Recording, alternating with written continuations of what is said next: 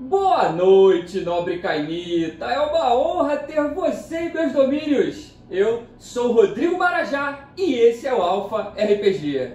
Então, galera, conforme eu prometi no último vídeo, hoje a gente vai analisar os 5 personagens que os jogadores criaram para poder participar da crônica que eu comecei a narrar, que se passa em Hermannstad, na Transilvânia. A gente vai trazer hoje para vocês as principais características, os detalhes e os segredos que esses personagens possuem, para vocês poderem acompanhar ao longo das semanas o que se passa, o que vai se passar, né, nas crônicas durante os jogos. Então, a gente vai começar hoje falando do Vincenzo Piromani, que é um malcaviano de 7ª geração, interpretado pelo grande amigo Vitor. É isso mesmo, o Vitor criou o Vincenzo, né, que é esse malcaviano que possui a natureza fanático e o comportamento tolerante, e o conceito do Vincenzo é que ele é o oráculo da Príncipe Marushka, ele é o oráculo e conselheiro dela, né? Ele tem a aparência bem magra e é ruivo.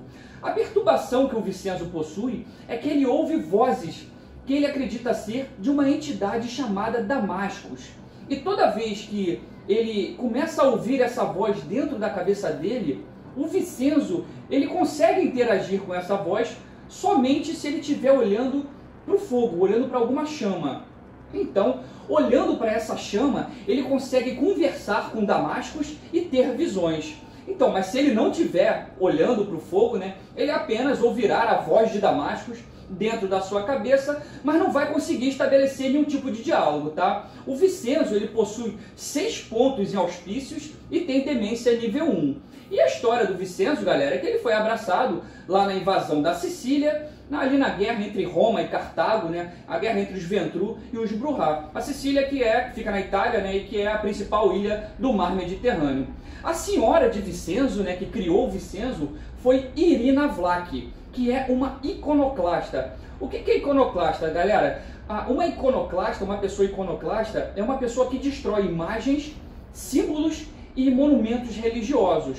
Irina e sua cria Vincenzo se separaram há muito tempo atrás, ela indo para Constantinopla, para o Império Bizantino, e ele indo para a Transilvânia, se estabelecendo lá na cidade de Hermannstad. Então, o personagem do Vitor, né, o Vincenzo Piromani, ele possui 2 segredos, galera.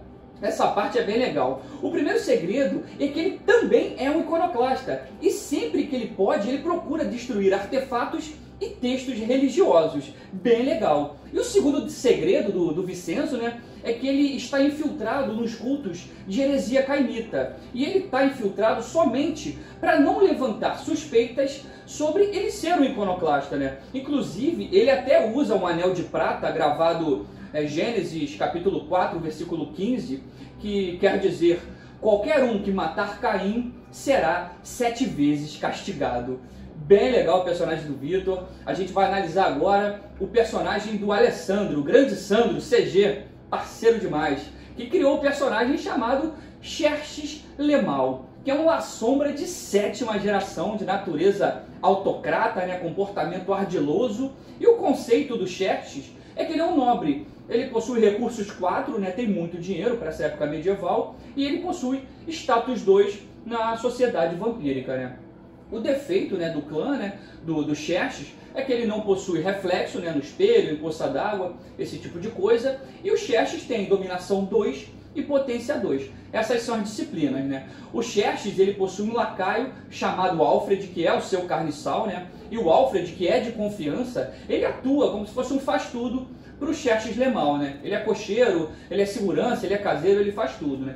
E o grande segredo do personagem Xerxes é que simplesmente o Xerxes, galera, é uma cria secreta de Ambrósio Luiz Monsada, o arcebispo, isso mesmo, que é o criador também da famosa Lucita de Aragão, né? O Ambrósio Luiz Monsada, ele também é criador, né, é senhor do Fulgêncio de Dália, que faz parte dos Ampsinoctes e não aceita muito bem a heresia cainita. E o grande Ambrósio Luiz Monsada, ele também é senhor da Maria Sandoça, que foi abraçada quando tinha apenas 15 anos de idade, né? E no futuro, na história de vampiro, vai se tornar a grande inquisidora do Sabá. Um outro detalhe do Xerxes Lemal é que ele possui o objetivo de ter cada vez mais influência dentro da Igreja Católica e sempre sendo instruído pelo seu senhor, o arcebispo. Então ninguém sabe que ele é cria de Monsada, né? Apenas ele mesmo e o seu senhor, nem Lucita, nem as outras crias têm a menor noção, têm a menor ideia de que Xerxes Lemal vem a ser cria do tão famoso arcebispo Ambrósio Luiz Monsada. É isso, galera. Vamos falar agora então do personagem do Tássio, o grande amigo Tássio, que criou um capadócio de 7ª geração chamado Hardim Adamar. O Hardim, ele tem natureza cientista, ele tem um comportamento idealista e ele é conhecido como o temerário, que significa o perigoso, o muito audacioso, o ousado. E Hardim, ele simplesmente aparenta, galera, ter 80 anos de idade, isso mesmo. O Tássio criou um personagem que foi abraçado quando ele era um idoso e possui barba branca e bem longa.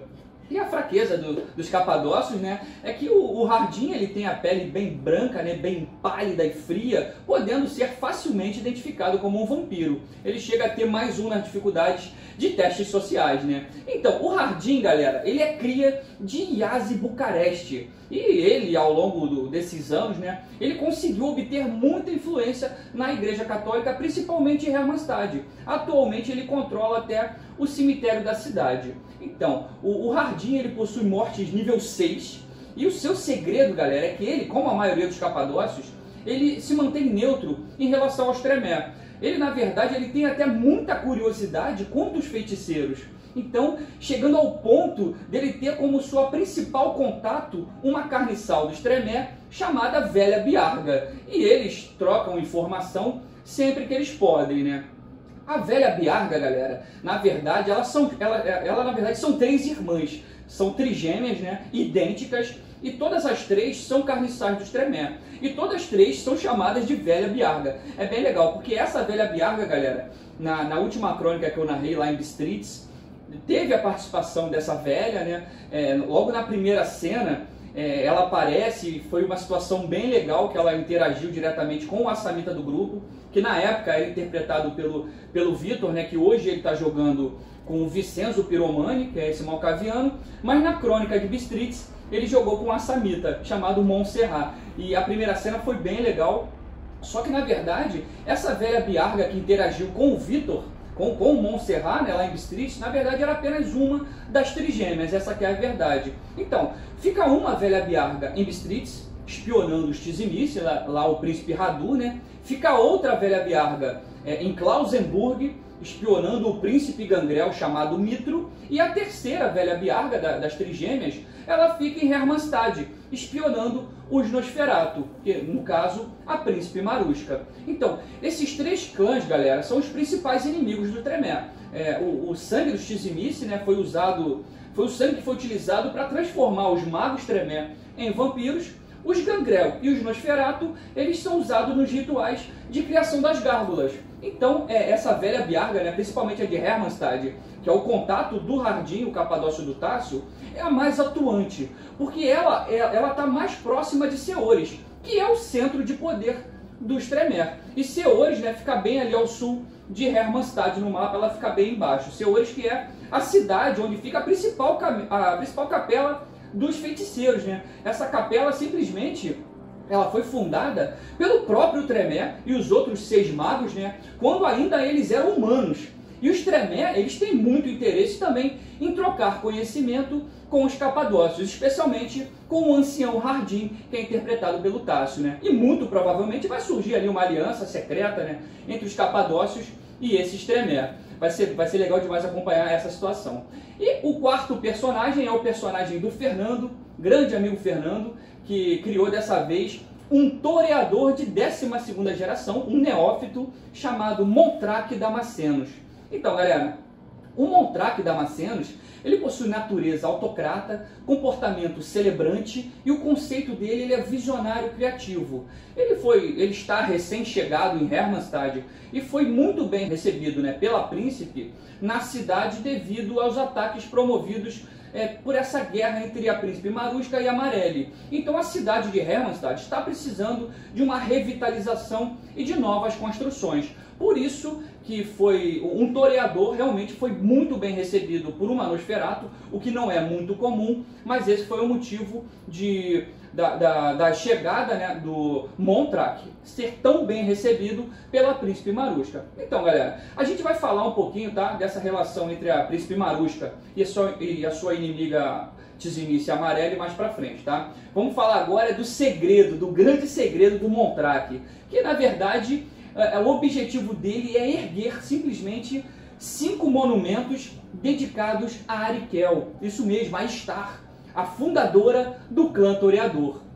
Pode ser uma estátua, talvez um templo de devoção, mas de qualquer forma ele quer erguer 5 templos, né, 5 estátuas em pontos diferentes, em 5 pontos diferentes da Transilvânia. Provavelmente Hermannstad, que é o primeiro, Bistritz, Ceores, Bucareste e Klausenburg. Então o Montrak, galera, ele pertence na verdade a uma seita chamada Sociedade das Rosas de Caim, que é composta por outros toreadores, malcavianos e alguns mortais. E o líder da seita é o Uzogael, conhecido como o Artista, que é um grande amigo de Montrak. A fraqueza do Montrak, né, galera, é que ele fica paralisado sempre que ele vê algo que julga extremamente fascinante, né, em Vampiro, a Idade das Trevas. Essa é a fraqueza do clã Toreador.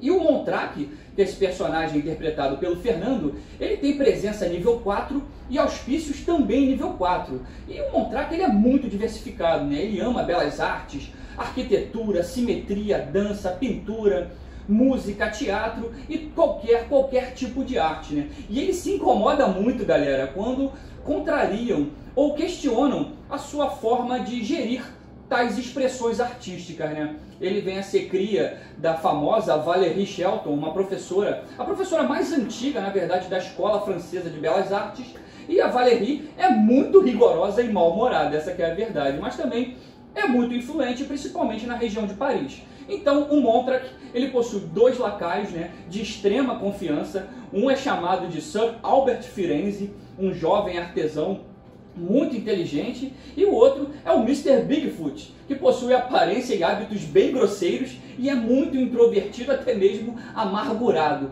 mas sempre sendo muito atento e observador. Esses são os 2 lacaios do Montrak, bem legal. Agora a gente vai falar do último personagem do grande amigo Bruno, que criou um personagem chamado Gabor o Taciturno, que é um tremé de 8ª geração, galera. Natureza sobrevivente, comportamento taciturno, e o conceito dele é alquimista. O Gabor, galera, ele vivia em um monastério onde praticava alquimia e herborismo, e foi abraçado devido à sua inteligência e o seu extremo conhecimento. Então, inclusive, o senhor de Gabor, ele desconfiava que ele provavelmente era um mago não desperto. Então, anos após anos recluso, se desenvolvendo e se dedicando aos estudos lá na sua cabala, a cabala de Gabor foi atacada por uma coterie composta de Nosferatus, Gangrel e Tizimice. Então, apenas uns poucos sobreviveram a esse ataque. E desde então, o Gabor, ele busca por vingança, ele quer vingança. O segredo do Gabor, galera, e agora que vem a bomba, hein? O segredo do Tremer Gabor é que, na verdade, ele se apresenta como um salubre. Exatamente, na crônica, galera, ele vai se apresentar para os outros jogadores como um salubre. Ninguém sabe que ele é Tremer, tá? Inclusive, ele possui até um 3º olho falso na sua testa, que surgiu no momento que ele foi transformado, né? E esse 3º olho, ele pode abrir conforme ele utiliza algumas disciplinas. Porém, a cor dos olhos sempre varia, principalmente de acordo com a ocasião, né? Se ele está com raiva, se ele está nervoso, se ele está feliz, se ele está preocupado. Então, a cor dos olhos desse 3º olho que tem na testa de Gabor pode ser verde, pode ser azul, pode ser castanho ou cinza, ou pode estar avermelhado. Vai ser uma situação bem legal, principalmente quando os outros jogadores vierem a descobrir, né, se é que vão vir a descobrir, que na verdade o Gabor, ele não é um salubre, na verdade ele é um Tremer. Então, o Gabor, ele é movido por sua sede de vingança. E sempre que ele pode prejudicar algum Nosferatu, algum Gangrel ou algum Tizimice, ele irá fazê-lo. Então, muitas vezes, ele fica atuando pelas sombras, né? Outras vezes ele confronta diretamente os seus inimigos. Vai depender de qual oportunidade vai surgir. E o Gabor, ele sempre é um ataque surpresa. Essa que é a verdade. Pois quem imaginaria, galera, que um bondoso salubre seria, na verdade, um impiedoso feiticeiro do clã Tremé. Essa história vai ser muito boa, vai ser muito legal. Eu estou muito ansioso para narrar a segunda parte. A segunda parte dessa história, né, onde esses personagens vão participar, vai se dar quinta-feira, no caso hoje. Então vai ser, eu estou muito com a expectativa bem alta. A primeira sessão já foi bem legal, eu estou muito empolgado. E vocês podem ficar tranquilos que eu vou trazer todos os detalhes, tá, da sessão de jogo, como é que foi, explicando para vocês o que aconteceu, como é que eu narrei as cenas e dando todas as dicas para vocês poderem pegar algumas coisas e utilizarem nos jogos de vocês, tá bom, galera? O vídeo de hoje a gente vai ficando por aqui. Espero que vocês tenham gostado, tá? Deixe seu like, se inscreva no canal e vem comigo, Maranja, vem comigo que semana que vem tem mais vídeo. Um abraço, valeu!